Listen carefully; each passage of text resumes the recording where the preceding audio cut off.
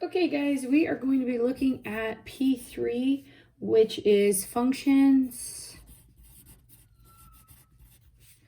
and their graphs.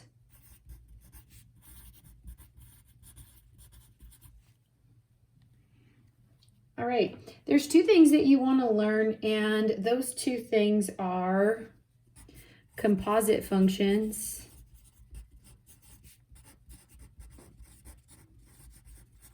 This is going to help us with the fundamental theorem of calculus.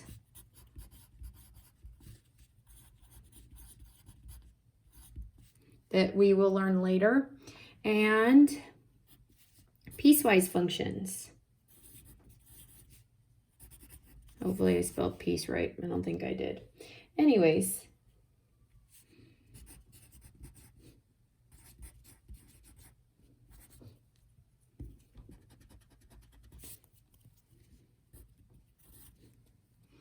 Okay, so piecewise functions, this kind of just pops up on the AP style questions.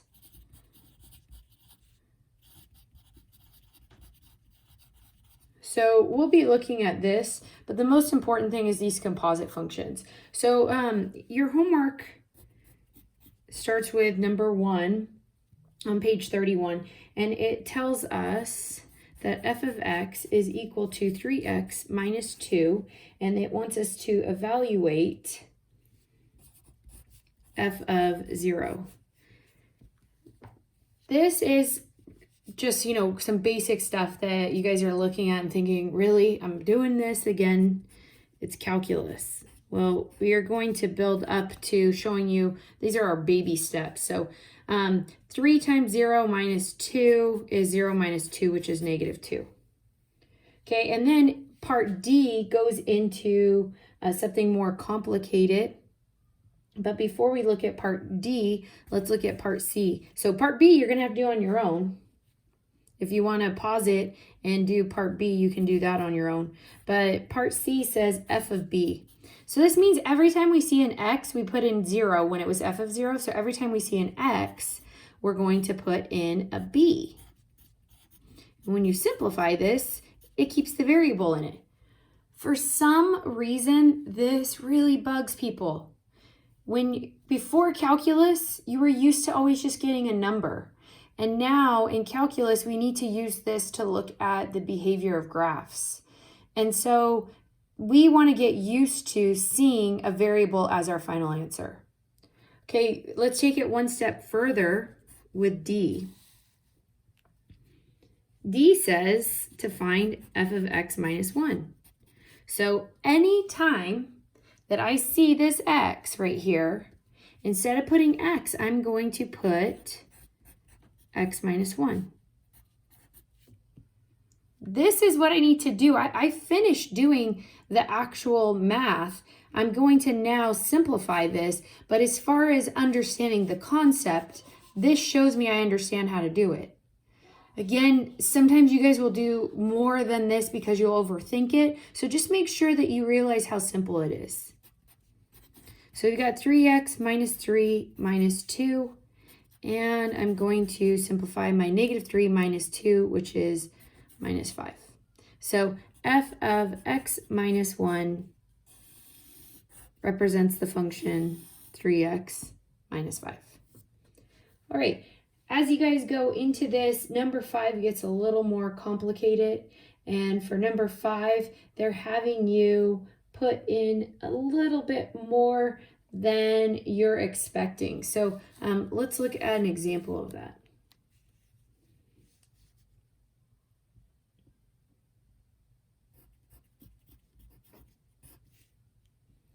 What I would recommend that you guys do is pause it right now and try number 5.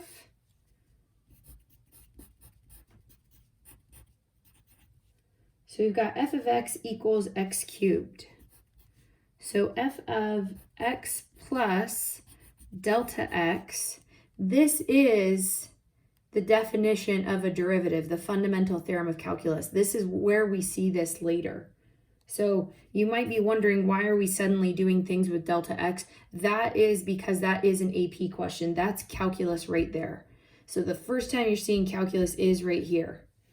Okay, minus f of x over delta x. Well, this delta x has nothing to do with this original function right here. So we're just going to find out what is f of x plus delta x. Okay, so f of x plus delta x is equal to x plus delta x cubed. Okay, so I'm going to put that in right here, x plus delta x cubed minus f of x, which was x cubed, over delta x.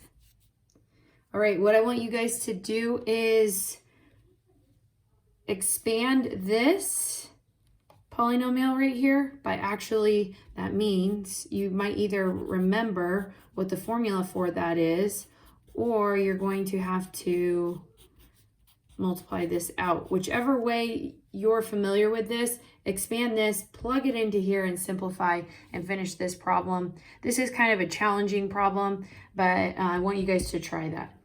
Okay, so we're going to continue and look at number 31 together.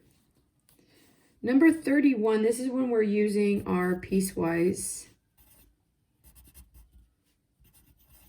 functions.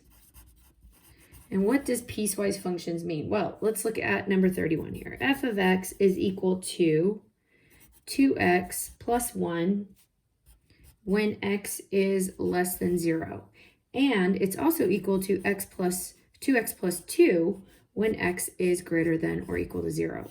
So this means that here I've got a line and here I have a line, but this is one piece and this is one piece, and I'm going to put them together depending on this domain. So let's look at the graph of these. I don't really need my graphing calculator, but I just thought it would be good for you guys to look at.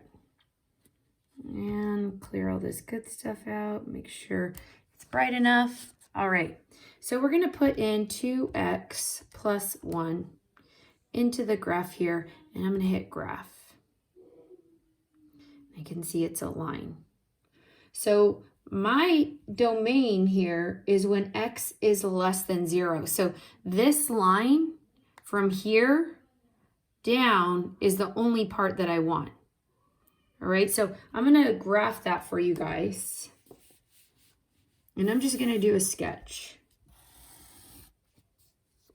This is really to understand piecewise functions because these just pop out of nowhere when we need to do some of our calculus problems. So here we have our x-axis, our y-axis.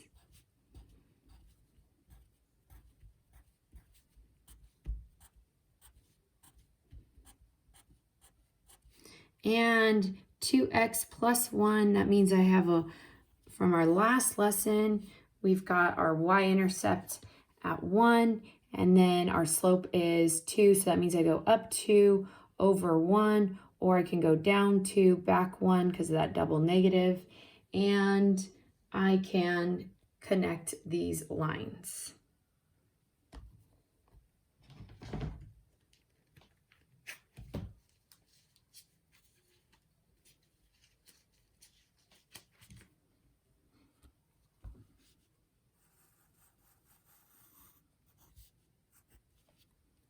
Okay. So this is 2x plus 1, but I said that that only happens when x is less than 0. Well, x is less than 0, this is the boundary for it, and it goes that way. So it's actually not including this part. It's not even including that part right there. That's an open dot right there. So this is the part that it includes, only this part. That's the only piece of the graph. Now let's finish and piece it together with 2x plus 2. So that means at 2 right here, that's my y-intercept, and I'm going to go up 1, 2, and over 1, or down 1, 2, and back 1 for my negative, and I have another graph right here. But you know what? This part does not count because it's talking about when x is greater than or equal to 0. Because it has that equal sign right there, That means this hole is closed. This one does not have that, so it's not included, and it's an open dot. And this is my piecewise function. Okay, so the question here is, this is what the graph looks like. I could have done this problem without looking at the graph, but I want you guys to be able to visualize this. So it's asking, what is f of negative 1? Well, negative 1, does that fall into x is less than 0 or x is greater than or equal to 0? Negative 1, is it the first one or the second one that it falls into? So negative 1 falls into this first one. So that means I am plugging this into the 2x plus 1. So negative 2 plus 1, which gives me negative 1. And if I were to check this, I can go over here and I could see at negative 1, it is negative 1. Okay, let's look at part B. Part B says f of 0. Ooh, they are trying to trick us. Which one includes the 0? So out of these two, which one includes the 0? That's right, the second one, because that one has the bar underneath the greater than sign. So that means I'm looking at this one, 2 times 0 plus 2, to evaluate this. So it's 0 plus 2.